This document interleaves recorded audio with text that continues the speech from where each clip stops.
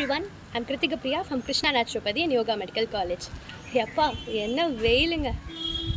இந்த வீடியோவில் நம்ம என்ன பார்க்க போகிறோன்னா சம்மரில் என்னென்ன ஃபுட்ஸ்லாம் எடுத்துக்கலாம், என்ன ஃபுட்ஸ்லாம் எடுத்துக்கக்கூடாது.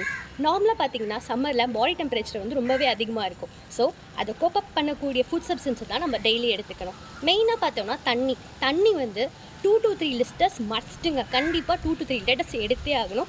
ஏன்னா சம்மரில் வந்து நம்ம பாடி வந்து ரொம்ப டீஹைட்ரேட் ஆகிடும். ஸோ அதுக்கேற்ற ஹைட்ரேட் பண்ணுறதுக்காக நம்ம பாடி வந்துட்டு 2 to 3 லிட்டர்ஸ் கண்டிப்பாக தண்ணி எடுத்துக்கணும்.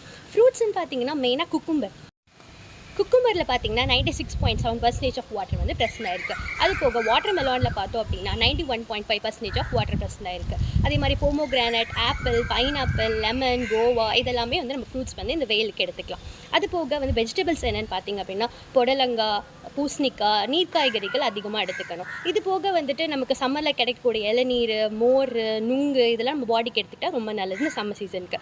இன்னும் ஒரு சின்ன ஐடியா சொல்லட்டுமா? அதாவது ஸ்கூலுக்கோ காலேஜுக்கோ இல்லை ஆஃபீஸ்க்கோ நம்ம தண்ணி பாட்டில் எடுத்துகிட்டு போவோம் இல்லையா, தண்ணி ஃபில் பண்ணும் போதோ அதில் ஒரு நாளைக்கு சப்ஜா சீடு, ஒரு நாளைக்கு வந்து சியா சீட்ஸு, இல்லைனா ஒரு நாளைக்கு வெந்தயம் சீட்ஸ் இருக்கும் இல்லையா, அது ஒரு நாளைக்கு ஒன்று போட்டு நம்ம தண்ணியில் டெய்லி எடுத்துக்கிறது ரொம்ப நல்லது.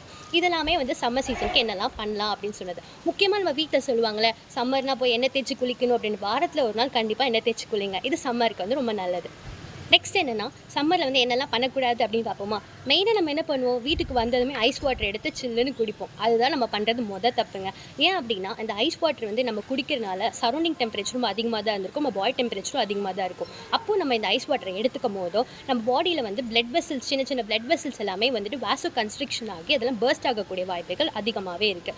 இது போக தலைவலி வரும். ஐஸ் வாட்டர் குடித்த உடனே நமக்கு நிறைய பேருக்கு தலைவலி ஃபீல் பண்ணிப்போம், வெயிலேருந்து வந்ததும் இல்லையா. எதனால் தலைவலி வருது அப்படின்னா நம்ம ஸ்பைனில் இருக்க நர்வ்ஸை வந்துட்டு அது கூல் டவுன் பண்ணும். சடனாக நம்ம வாட்டர் எடுத்துக்கிறனால, கூல் வாட்டர் எடுத்துக்கிறனால நம்ம பாடியில் இருக்க நர்வ்ஸை வந்துட்டு கூல் பண்ணிடும். கூல் பண்ணுறதுனால பிரெயினை வந்து டேரெக்டாக அஃபெக்ட் பண்ணும். அந்த அஃபெக்ட் பண்ணுறதுனால பிரெயின் வந்து ஃப்ரீஸ் ஆகிடும். ஸோ அதனால தான் நமக்கு தலைவலி வருது.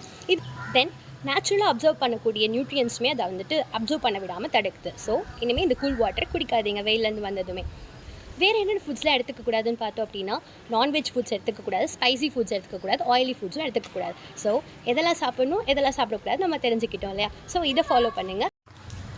Beat the heat with cool and natural diet. Thank you.